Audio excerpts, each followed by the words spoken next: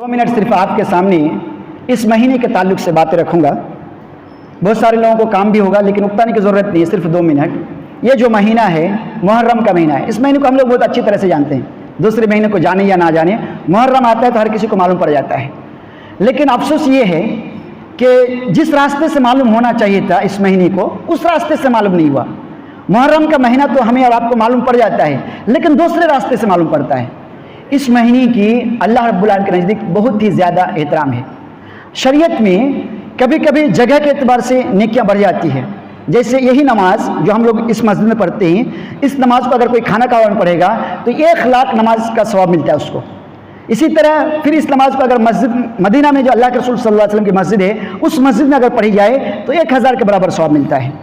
यानी जगह के एतबार से सवाब में अमल उतना ही रहता है, लेकिन सवाब बढ़ जाता है।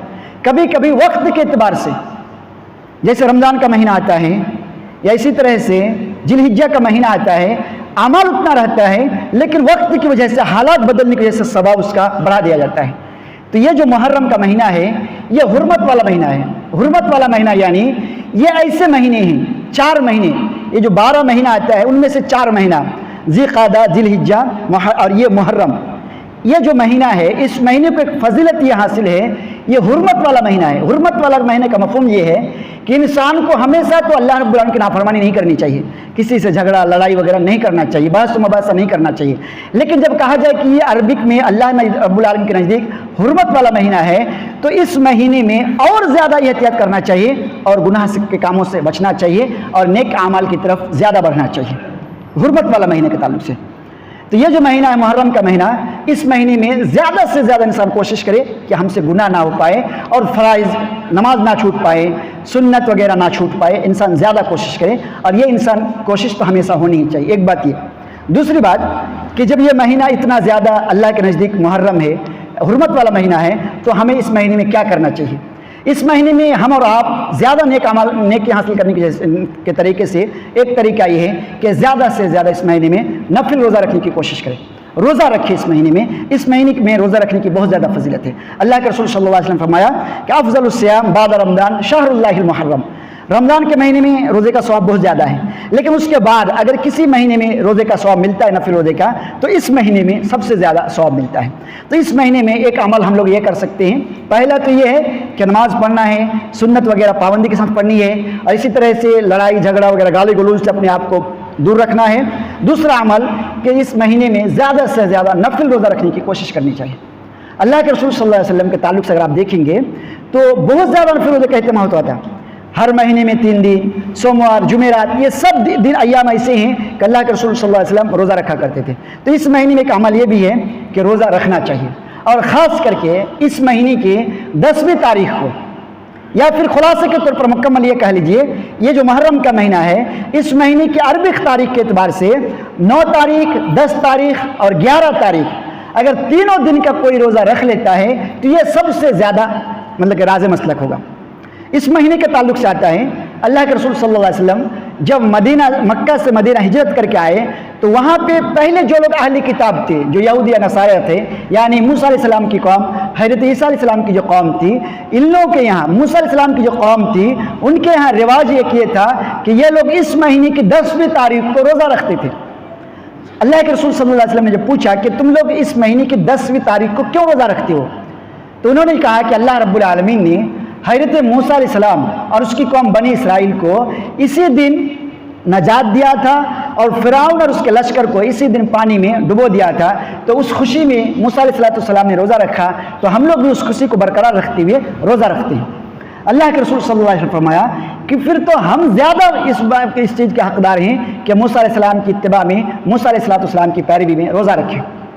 फिर दूसरे साल सहाबा किराम ने अल्लाह के रसूल सल्लल्लाहु अलैहि वसल्लम से बात कही कि अल्लाह के रसूल, ये वो दिन है कि यहूद और नसरा भी इस दिन की ताज़ीम करते हैं। तो अल्लाह के रसूल सल्लल्लाहु अलैहि वसल्लम फरमाया, अगर मैं दूसरे साल तक ज़िंदा रहा तो 9 तारीख को इसकी रोज़ा रखूँगा। जिसका मफ़हूम ये निकला, जो खुलासे के तौर पर आता है, अगर इस महीने की अरबिक तारीख के एतबार से 9, 10, 11 को अगर रोज़ा रखा जाए तो इसकी बहुत ज़्यादा फजीलत है। यहाँ तक कि आशूरा का जो रोज़ा कहा जाता है, 10वीं मुहर्रम की जो रोज़ा है, उस रोज़े की एक फजीलत ये भी है कि 1 साल के गुनाहों का कफ़ारा है। और आखिर में एक बात ये है کہ یہ جو مہینہ ہے اس میں سب سے زیادہ گناہوں سے بچنے کی کوشش کرنی چاہیے حرمت والے مہینے میں. یہاں تک کہ اگر آپ کا 10 روپیہ 100 روپیہ 500 روپیہ کسی کے پاس لینا ہوتا ہے اور آپ کو معاملہ ایسا لگتا ہے کہ اس سے جھگڑا کیے بغیر وہ پیسہ مجھے ملنے والا نہیں ہے، تو آپ اس معاملے کو ٹال دیجیے. آپ بول دیجیے مطلب کہ اس معاملے کو ٹال دیجیے، چھوڑ دیجیے 500 روپیہ، لیکن جھگڑا مت کیجیے اللہ کے واسطے. اس لیے کہ یہ وہ مہینہ ہے کہ جس میں ایک تو جھگڑا کرنا نہیں چاہیے آپس میں، لیکن یہ وہ مہینہ ہے کہ خاص کر کے اس میں اہتمام کرنا چاہیے. لیکن ایک چیز اور کہ ہمارے اوپر اور آپ کے اوپر اگر کوئی مصیبت آتی ہے تو اس مصیبت کا شریعت نے 3 دن تک غم اور افسوس اظہار کرنے کا شریعت نے اجازت دی ہے.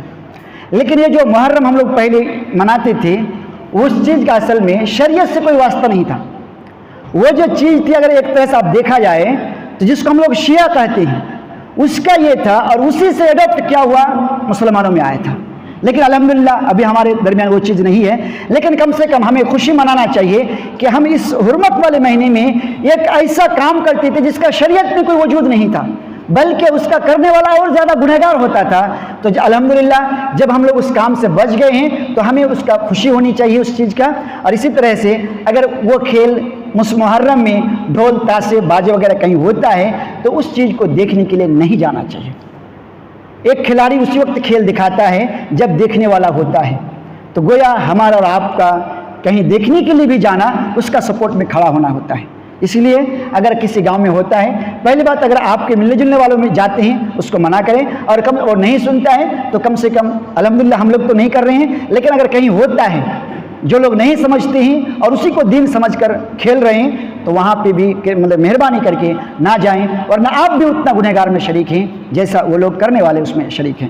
اللہ رب العالمین سے دعا ہے الہ العالمین ہمیں دینی مسائل کو سمجھنے اور اس کے مطابق زندگی گزارنے کی توفیق عطا فرما. الہ العالمین ہم میں سے جو شخص جس ناحیے سے بھی پریشان ہے اس کی پریشانی کو دور فرما. الہ العالمین ہم سب کو دینی تعلیمات سیکھنے کی توفیق عطا فرما. الہ العالمین ہر مسائل میں کتاب و سنت سے رہنمائی لینے کی توفیق عطا فرما. آمین تقبل یا رب العالمین. سبحانک اللہم و بحمدک اشہد ان لا الہ الا انت.